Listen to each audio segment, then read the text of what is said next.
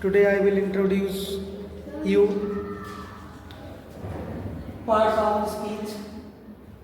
Before you read that kinds of sentence, parts of sentence, what is sentence, letter, words and grammar. But today in my lecture I will explain what is parts of speech and what types of parts of speech are there. So in Hindi you can say वाक्यों के भेद. बहुत बच्चे नहीं जानते हैं इसकी हिंदी कि वाक्यों के भेद कहा जाता है इसको. कोई भी एक सेंटेंस होता है उसमें कौन कौन से शब्द मिल करके एक वाक्य बनाते हैं, उन शब्दों को आइडेंटिफाई करने का माध्यम जो होता है वो आपका पार्ट्स ऑफ स्पीच होता है. तो पार्ट्स ऑफ स्पीच बेसिकली 9 होते हैं.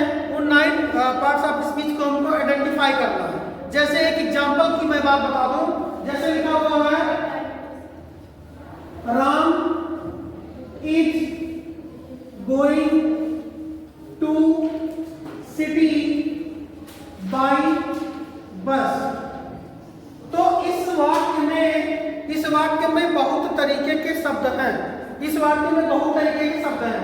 जैसे यहाँ पर सब्जेक्ट आपका क्या है, राम है, और सब्जेक्ट आपका राम होते हुए भी ये आपको आइडेंटिफाई करता है कि ये नाउन है. क्या है, ये नाउन है. और नाउन होते हुए भी सिंगुलर नंबर. क्या है, सिंगुलर नंबर. सिंगुलर नंबर होते हुए भी मैस्कुलिन जेंडर. तो इसमें ये सारी चीजें जो लिखी जा रही हैं ये बेसिकली डिपेंड होता है पार्ट्स ऑफ स्पीच पर. यानी कोई भी एक particular word parts of speech के हिसाब से मायने रखता है. जैसे राम आपका एज ए सब्जेक्ट है, यहाँ पर नाउन है. कौन सा नाउन है, प्रॉपर नाउन है. तो यहाँ पर राम जो है वो सब्जेक्ट है. सब्जेक्ट रहते हुए भी आपका नाउन है. कौन सा नाउन है, प्रॉपर नाउन है. कौन सा पर्सन है, थर्ड पर्सन है. कौन सा नंबर है, सिंगुलर. कौन सा नंबर है, सिंगुलर नंबर. क्योंकि प्लूरल हो नहीं सकता. उसके बाद कौन सा जेंडर है, मैस्कुलिन जेंडर. ध्यान दीजिए इज गोइंग जो है आपका ये वर्ब है, क्रिया. ध्यान रहे इज जो है एक प्रकार की क्रिया है जिसे हम हेल्पिंग वर्ब कह सकते हैं, लेकिन ये बी वर्ब होता है. बी या टू बी वर्ब होता है. ठीक है. और बी वर्ब जो होते हैं 5 होते हैं. 5 होने के साथ साथ क्या होंगे, इज जो है आपका वो 5 होता है. और गोइंग आपका क्या है, मेन वर्ब है. मेन वर्ब होते हुए भी फाइनाइट वर्ब है. So students we have necessary to complete the sentence. और आपका टू क्या है, टू आपका क्या है, प्रीपोजिशन है. टू जो होता है प्रीपोजिशन होता है. और प्रीपोजिशन जो होता है किसी भी सेंटेंस में किसी भी नाउन से पहले आकर के एक दूसरे नाउन का संबंध वो रिफ्यूटेड करता है, बताता है. यानी आप ये कह सकते हैं प्रीपोजिशन. और उसके बाद में सिटी क्या है, ऑब्जेक्ट है. सिटी क्या है, ऑब्जेक्ट है. और ये ऑब्जेक्ट होते हुए भी, सिटी ऑब्जेक्ट होते हुए भी, यानी ऑब्जेक्ट होते हुए भी नाउन है.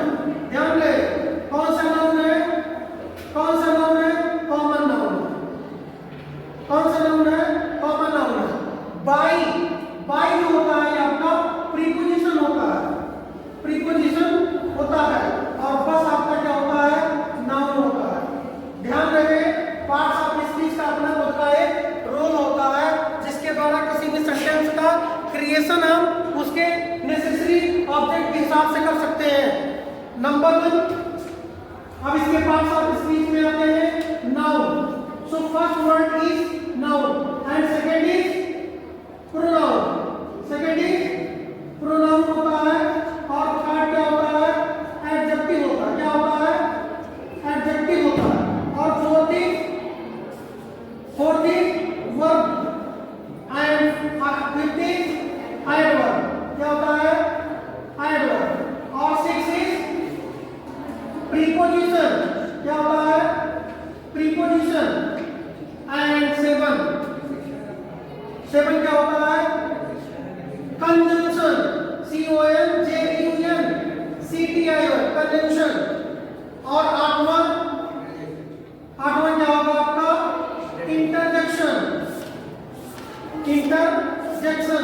ध्यान रहे 9 नंबर आपका होगा आर्टिकल, आर्टिकल। अब इन सबों का आपको हिंदी बताना है। पहला क्या हो जाएगा? संज्ञा, संज्ञा। दूसरा क्या हो जाएगा? सर्वनाम। और तीसरा क्या हो जाएगा? विशेषण। और चौथा क्या हो जाएगा? क्रिया। और पांचवा क्या हो जाएगा? क्रिया विशेषण, क्रिया विशेषण। और चौथा क्या हो जाएगा? प्रीपोजिशन, संबंध सूचक अव्यय, संबंध सूचक या बोधक अव्यय, संबंध सूचक अव्यय। अव्यय क्या होता है? अव्यय एक ऐसा शब्द होता है जो अव्यय एक ऐसा शब्द होता है जो कभी कम ना हो, जिसका कभी व्यय ना हो। अव्यय एक ऐसा शब्द होता है जिसका कोई व्यय ना हो। जैसे लिखा हुआ है बाई, तो बाई जो होगा इसमें कोई करेक्शन या कोई कमी आप नहीं कर सकते। तो प्रीपोजिशन एक ऐसा शब्द होता है जो संबंध बोधक अव्यय होता है, संबंध बोधक अव्यय होता है। और नेक्स्ट आपका कंजंक्शन। कंजंक्शन क्या होता है? संबंध बोधक, संबंध बोधक है ना, संबंध। और इंटरजेक्शन विस्मयाद बोधक, विस्मयाद बोधक। तो ये रहे 9 के 9 आर्टिकल। आर्टिकल को बोलते हैं उपपद, है ना। आर्टिकल को हम लोग अनुच्छेद नहीं बोलेंगे, धारा नहीं बोलेंगे, यहाँ पर आप उपपद बोलेंगे। उपपद एक ऐसा पद होता है जो किसी पर्टिकुलर शब्द के पहले आकर के उसकी विजिबिलिटी को बताता है, उसके अस्तित्व को बताता है। वो एक है कि दो है कि डिफिनिट है कि इनडिफिनिट है। किसी भी शब्द के पहले अगर दा आ जाता है तो उसकी निश्चितता को बताता है आर्टिकल। और किसी भी शब्द के पहले आ जाता है ए और एन आ जाता है तो ये बताता है, डिफिनिट कर देता है वो उन चीजों को कि एक है। So thank you students. In my today's lecture, these are the enough things. और next